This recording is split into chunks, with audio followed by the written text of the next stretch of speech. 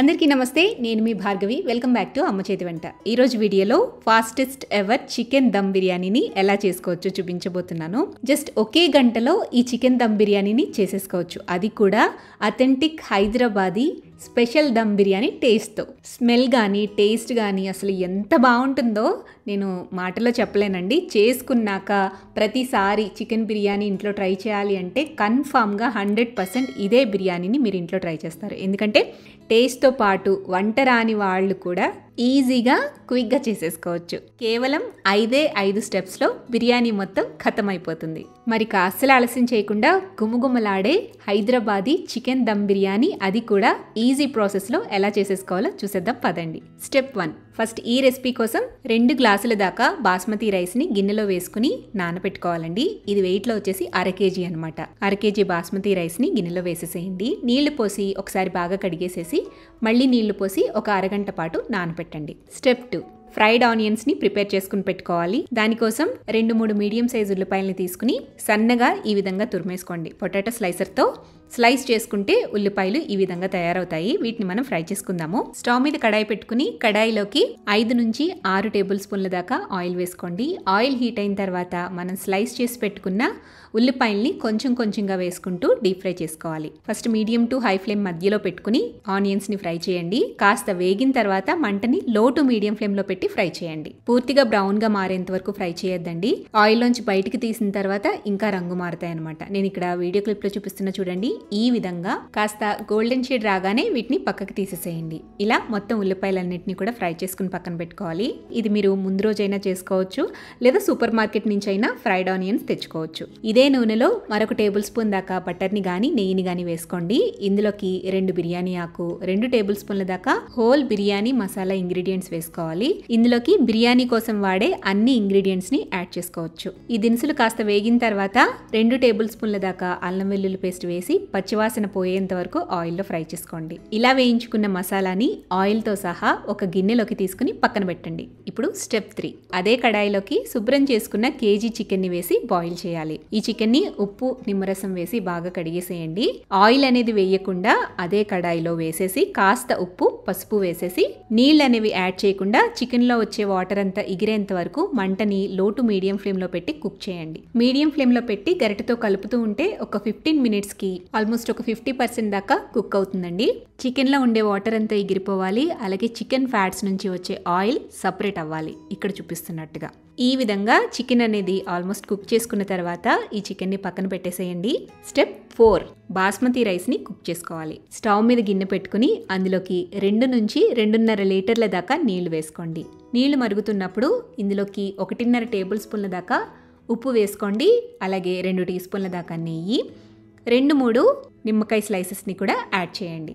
నేను ఇందులోకి 1 tea spoon దాకా కేవరా వాటర్ని యాడ్ చేస్తున్నాను. కేవరా వాటర్ లేకపోతే బిర్యానీ ఎసెన్స్ని కానీ లేదంటే రోజ్ వాటర్ని కానీ వేసుకోవచ్చు. దీనివల్ల మంచి ఫ్లేవర్ అనేది ఉంటుందన్నమాట. లేకపోతే స్కిప్ చేయొచ్చు. ఇప్పుడు మూతని పెట్టి మంటని మీడియం ఫ్లేమ్లో ఉంచి నీళ్లు తెరలకాగేంత వరకు మరిగించండి. ఈ నీళ్లు మరిగేలోపు మనం 5వ స్టెప్లోకి వెళ్దాము. దానికోసం ఒక బిర్యానీ పాట్ తీసుకోండి. అడుగు మందంగా ఉండాలి. ఈ బిర్యానీ పాట్లోకి ఫస్ట్ మనం కుక్ చేసుకుని పక్కన పెట్టుకున్న చికెన్ని వేసేసేయాలి. తర్వాత 3 నుంచి 4 దాకా పచ్చిమిరపకాయలని తీసుకుని ఇలా సన్నగా పొడిగ్గా స్లైసెస్ కింద కట్ చేసుకుని వేయండి. అలాగే మనం ఫ్రై చేసుకుని పక్కన పెట్టుకున్న మసాలా ఉంది కదా, హోల్ బిర్యానీ మసాలా, అలాగే అల్లం వెల్లుల్లి పేస్ట్, దీన్ని ఆయిల్తో సహా చికెన్లోకి వేసేసేయండి. ఆ తర్వాత 1 టేబుల్ స్పూన్ దాకా కారం, 1/2 టేబుల్ స్పూన్ దాకా ఉప్పు, 1/2 టీ స్పూన్ దాకా పసుపు వేయండి. ఆ తర్వాత ఇందులోకి 1 చెక్క నిమ్మరసం, 1/2 టీ స్పూన్ దాకా జీలకర్ర పొడి, 1 టేబుల్ స్పూన్ దాకా ధనియాల పొడి, 1 టేబుల్ స్పూన్ దాకా బిర్యానీ మసాలా పౌడర్ని యాడ్ చేసుకోవాలి. ఈ బిర్యానీ మసాలా పౌడర్ని నేను ఇంట్లో చేసిందే వాడుతున్నాను.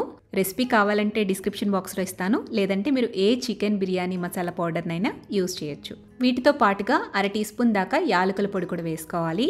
అలాగే మనం ఫ్రై చేసుకుని పక్కన పెట్టుకున్న ఫ్రైడ్ ఆనియన్స్ని 1/4 కప్పు దాకా యాడ్ చేయండి.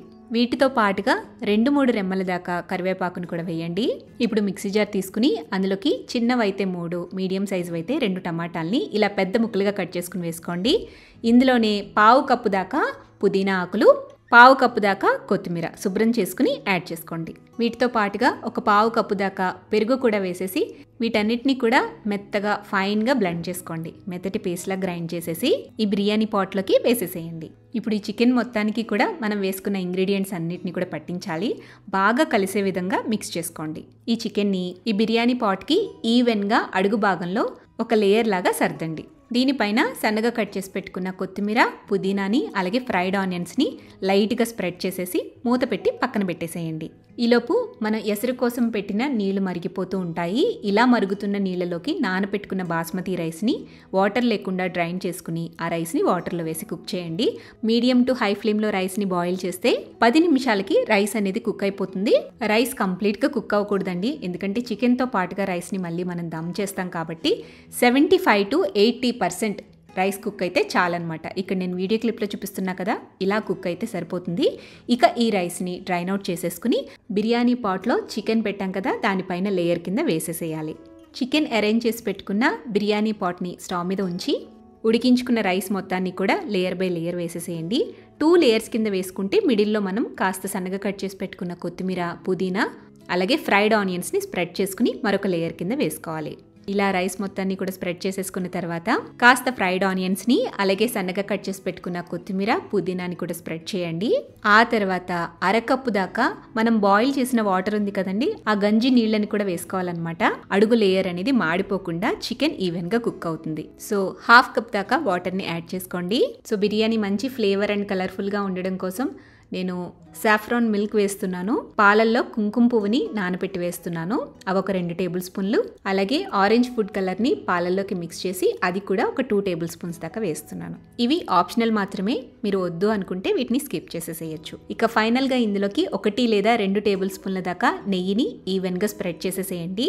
ఇలా స్ప్రెడ్ చేసుకున్న తర్వాత రైస్ పైన డ్రైగా అయిపోకుండా ఉండడం కోసం టిష్యూ పేపర్స్ని ఇక్కడ చూపిస్తున్న విధంగా ఇలా పరుచుకోవాలి. ఈ టిష్యూ పేపర్ అంతా కూడా వెట్ అయ్యేలాగా కాస్త వాటర్తో స్ప్రింకిల్ చేసి తడపండి. పైన మూత పెట్టేసి 15 నిమిషాల పాటు లో ఫ్లేమ్లో చికెన్ని దమ్ చేయాలి. దమ్ చేసేటప్పుడు అడుగు మీకు మాడిపోకుండా రావాలి అంటే ఒక స్టాండ్ని కానీ లేదంటే అట్ల పెనం ఉంటుంది కదండి, ఫస్ట్ అట్ల పెనాన్ని పెట్టి దానిపైన ఈ బిర్యానీ పాట్ని పెట్టి నిదానంగా స్లోగా దమ్ చేసేసేయండి. అడుగున వాటర్ ఎగిరేంత వరకు కూడా లో ఫ్లేమ్లో మాత్రమే దమ్ చేసుకోవాలి. ఇలా ఒక 15 లేదా 20 నిమిషాల పాటు దమ్ చేస్తే చికెన్ బిర్యానీ కరెక్ట్గా రెడీ అయిపోతుంది అనమాట.